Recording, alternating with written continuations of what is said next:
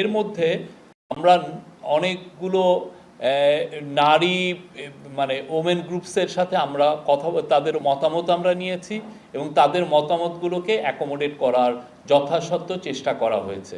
তো তার আলোকে আজকে প্রায় ঘণ্টাখানেক এই লটা নিয়ে ডিবেট হয়েছিল, হওয়ার পরে এই অ্যামেন্ডমেন্টটা এটা পাশ হয়েছে। তো এটার মূল যেগুলো ছিল সেটা হচ্ছে যে এখানে বলাৎকারের একটা নতুন সংজ্ঞা দেওয়া হয়েছে এবং আপনারা জানেন যে এই মামলাগুলোর জন্য ডিএনএ টেস্ট একটা বড় একটা ডিলে, মামলাগুলো হওয়ার পিছনে ডিএনএ টেস্টের একটা বড় ভূমিকা ছিল। তো সেই জায়গাগুলো কিভাবে অ্যাড্রেস করা যায় সেইগুলো মেজার নেওয়া হয়েছে এবং অ্যাট দ্য সেম টাইম আপনারা জানেন যে আমরা নতুন 2টা ডিএনএ ল্যাবও আমরা করতে যাচ্ছি। আর আরেকটা বিষয় হচ্ছে যে বিয়ের প্রলোভন দেখিয়ে যে রেপ কেসগুলো, সেই জায়গাটাও নতুন করে অনেকগুলো মেজার নেওয়া হয়েছে এবং সেক্ষেত্রে এইটাকে আগের ল থেকে একটু নতুন একটা সেকশন নিয়ে এসে সেই লটাকে সর্বোচ্চ শাস্তি 7 বছর করা হয়েছে এবং সেইটার ক্ষেত্রে আরও সেফগার্ড নেওয়া যায়, যে সমস্ত সেফগার্ড মেজার এই লর ক্ষেত্রে নেওয়া দরকার সেগুলোর ব্যবস্থাও করা হয়েছে। তো আমি মানে ক্যাবিনেট অবশেষে এটা আজকে পাশ করেছেন। এটা আরও আজকে ছিল প্রকিউরমেন্ট অ্যাক্টের উপরে আজকে একটা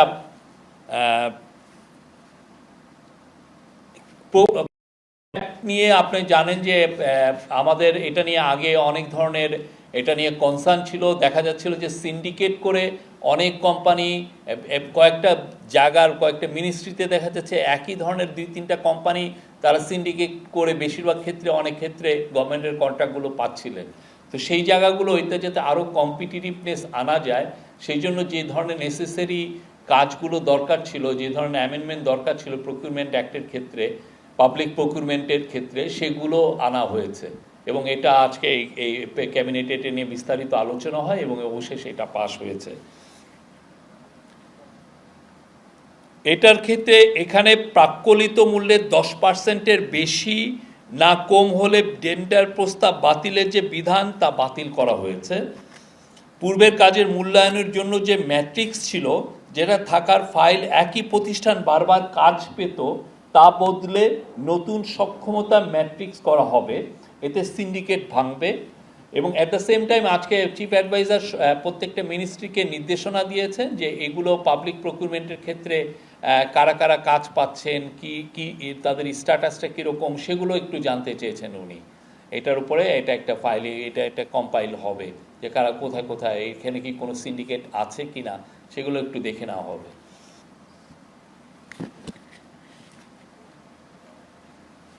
এছাড়া সরকার এখন 65%-এর কাজ দরপত্র হয় অনলাইন, 65%-এর পর্যন্ত সরকারি কাজ অনলাইন মানে টেন্ডারের মাধ্যমে হয়। তো সেটা এখন 100% উন্নীত করা হবে, এটাও আজকে ডিসিশন হয়েছে। আর একটা হচ্ছে 3 নম্বর ছিল পরিত্যক্ত বাড়ি যেগুলো বরাদ্দপ্রাপ্ত তার নিজ নামে নামকরণ করতে পারতেন না। গভর্নমেন্টের অনেকগুলো পরিত্যক্ত বাড়ি যেটা গভর্নমেন্ট বিক্রি করে দিচ্ছে, সেগুলো দেখা যাচ্ছে যে যাদের নামে বরাদ্দ হচ্ছে তারা অনেক ক্ষেত্রে নামকরণ করতে পারতেন না। সেই অসুবিধা দূর করতে আইনে সংশোধনী আনা হয়েছে। জনসাধারণের সুবিধার্থে আমরা অলরেডি জেনেছি যে 3রা এপ্রিল ছুটি ঘোষণা করা হয়েছে এবং আরও একটা ঐতিহাসিক বিষয় হচ্ছে যে আজ এই চৈত্র সংক্রান্তিতে 3টা পার্বত্য ডিস্ট্রিক্টে ছুটি থাকবে।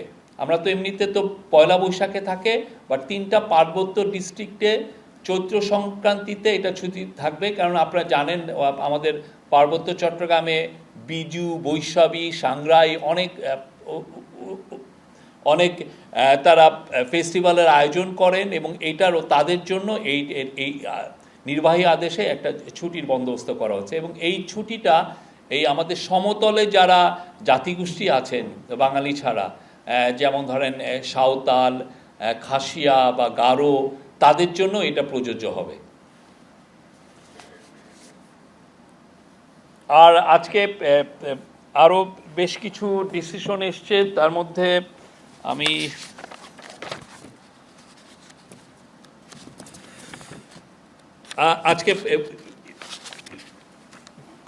আজকে হোম অ্যাডভাইজার জানিয়েছেন যে তাকে আজকে সকাল 9টার সময় অস্ট্রেলিয়ান হোম মিনিস্টার তাকে ফোন করেছিলেন, টনি বার্ক, এবং উনি জানিয়েছেন যে আজকে এখন থেকে বাংলাদেশিদের জন্য যে ভিসা প্রসেসিং এইটা ঢাকা থেকে হবে। এটা আগে নিউ দিল্লিতে নিয়ে যাওয়া হয়েছিল, কিন্তু আপনারা জানেন যে এটা কিছু অসুবিধা তৈরি হচ্ছে, তো সেই জন্য অস্ট্রেলিয়ার তরফে কালকে অ্যাম্বাসাডার জানিয়ে গিয়েছিলেন, আজকে অস্ট্রেলিয়ার হোম মিনিস্টার, আজকে আমাদের home adviser lieutenant general Jahangir Alam Chowdhury তাকে ফোন দিয়েছিলেন। এবং এটা আপনারা জানেন যে গত 31শে অক্টোবর টনি বার্ক বাংলাদেশে এসেছিলেন, তখন তার সাথে চিফ অ্যাডভাইজারের কথা হয়েছিল। চিফ অ্যাডভাইজার এই অনুরোধটা করেছিলেন যে যাতে বাংলাদেশের মানুষরা, বাংলাদেশের ন্যাশনাল যাতে ঢাকা থেকেই ভিসা প্রসেসিং করতে পারে। তো আমরা তাকে এই প্রসেসটা এখন থেকে ঢাকা থেকে শুরু হবে। এই ছিল আজকে মোটামুটি ক্যাবিনেটের মূল ডিসিশনগুলো। আপনারা প্রশ্ন করতে পারেন।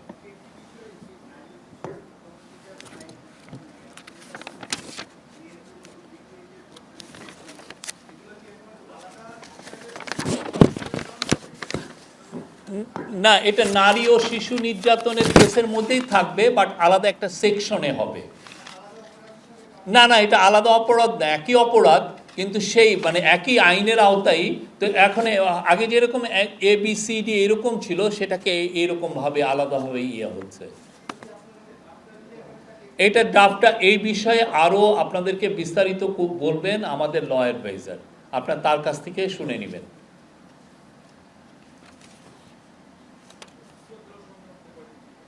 অ্যাডভাইজার পাবলিক অ্যাডমিনিস্ট্রেশনের যে সেক্রেটারি, তাকে বলেছেন যে আরও বিস্তারিত করে জানাতে যে কতটা পোস্ট খালি আছে এবং সেই ব্যাপারে সামনে কি কি মেজার নেওয়া যায়, কিভাবে রিক্রুটমেন্ট করা যায় সেটা জানার জন্য উনি এটা তাকে জানিয়েছেন, তাকে বলেছেন।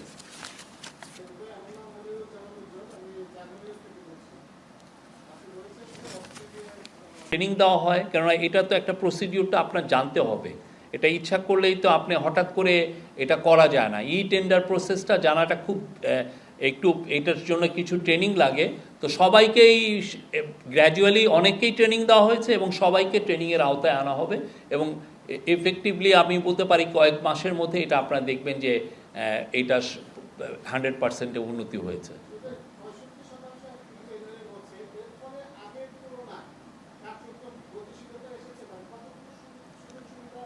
টেন্ডারের মূল উদ্দেশ্য হচ্ছে যে যাতে টেন্ডারিং প্রসেসে কোনো ধরনের করাপশনটা না থাকে, এটা হচ্ছে মূল উদ্দেশ্য। তো সেই জায়গাটায় আমরা অ্যাচিভ করতে চাচ্ছি যে যাতে টেন্ডারিং প্রসেসে কোনো ধরনের কোনো মানে অসাধু গ্রুপগুলো যাতে ডোমিনেট না করতে পারে, কোনো ধরনের করাপশন যাতে না হয়, এবং এই জায়গাটায় যতটা স্বচ্ছতা রাখা যায় আমরা সেই স্বচ্ছতা যাতে ইনশিওর হয়, যেন টোটাল ট্রান্সপারেন্সি থাকে।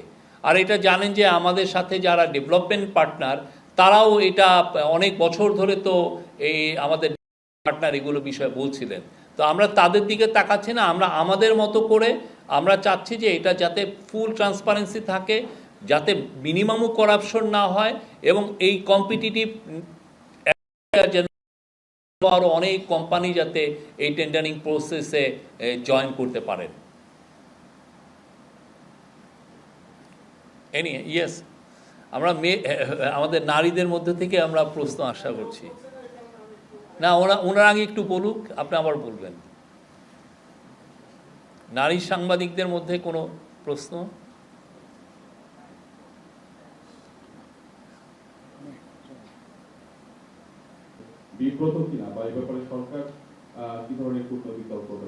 সরকার এই বিষয়ে একটা বিবৃতি দিয়েছে এবং এই বিষয়ে আমাদের যে ফরেন অ্যাডভাইজার সেই বিষয়ে কথা বলেছেন। এর বাইরে আমাদের আর নতুন করে কিছু অ্যাড করার নেই। এনিওয়ান ফ্রম নারী সাংবাদিকদের মধ্যে কোনো প্রশ্ন, প্লিজ?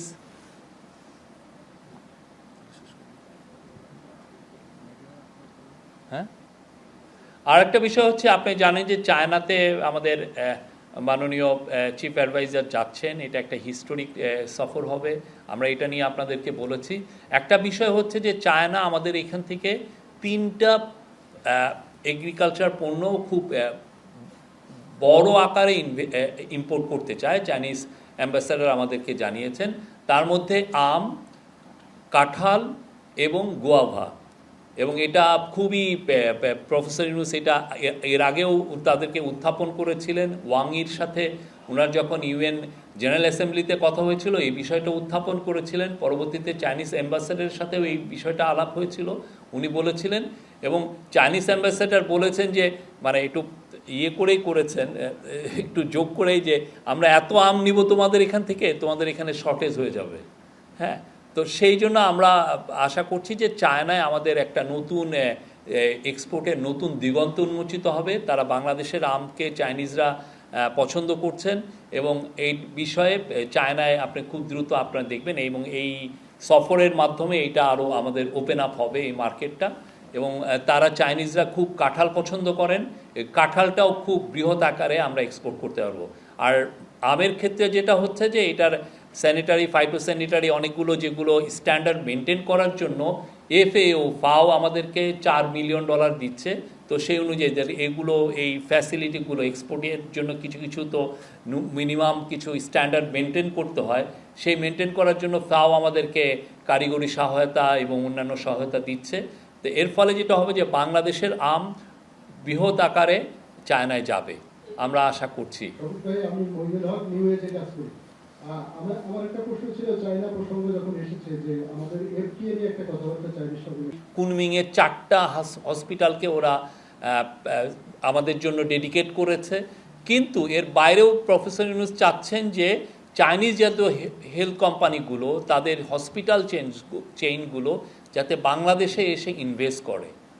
তাহলে হবে কি, আমরা আমাদের জাস্ট দৌড়গোড়ায় আমাদের কাছে একদম তাদেরকে আমরা সার্ভিসটা টপ ক্লাস চাইনিজ হসপিটালগুলো খুবই নাম করা, এবং আমরা তাদের সার্ভিসগুলো খুব আমাদের সিটিতে, ঢাকাতে বা বড় বড় সিটিতে আমরা এটা পাবো। তো এটার জন্য স্পেশাল একটা এফোর্ট দেওয়া হচ্ছে। আমরা চাই যে চায়নার সাথে আমাদের এক ধরনের হেলথ কেয়ার ইস্যুতে আরও সুদৃঢ় আমাদের সম্পর্কটা হোক। চাইনিজ হেলথ কোম্পানিগুলো, চাইনিজ হেলথ কেয়ার কোম্পানিগুলো যাতে বাংলাদেশে এসে প্রচুর ইনভেস্ট করে, সেটা প্রফেসর ইউনুস এর আগে কয়েক দফা এটা বলেছেন, এবং এইবারের ভিজিটে এটা একটা ওনার টপ একটা প্রায়োরিটিতে থাকবে।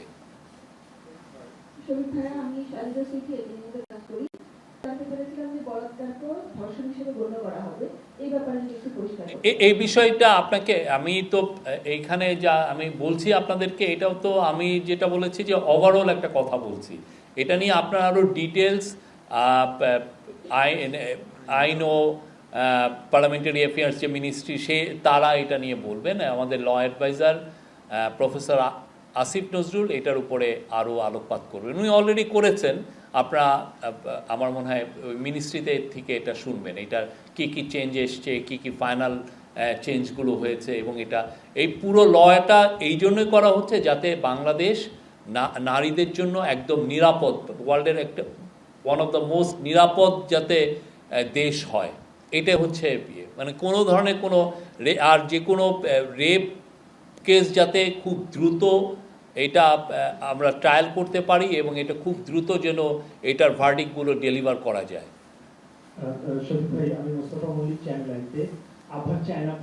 ইটস এ বিগ নিউজ আমাদের জন্য, কারণ চায়নার যে হেলথ কেয়ার এটা খুবই ওয়ার্ল্ড স্ট্যান্ডার্ড, ওয়ার্ল্ডের খুবই নাম করা। ওদের যেগুলো যে সমস্ত হেলথ কেয়ার টেকনোলজি আছে এটা সত্যিকার অর্থে অনেক উন্নত দেশেও কিছু কিছু জায়গায় হয়তোবা নাই।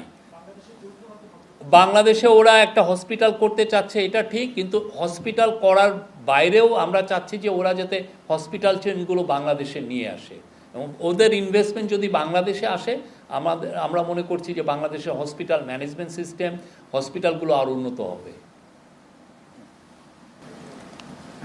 আরেকটা লাস্ট, আচ্ছা, আপনারা অনেকদিন ধরে অপেক্ষা করছিলেন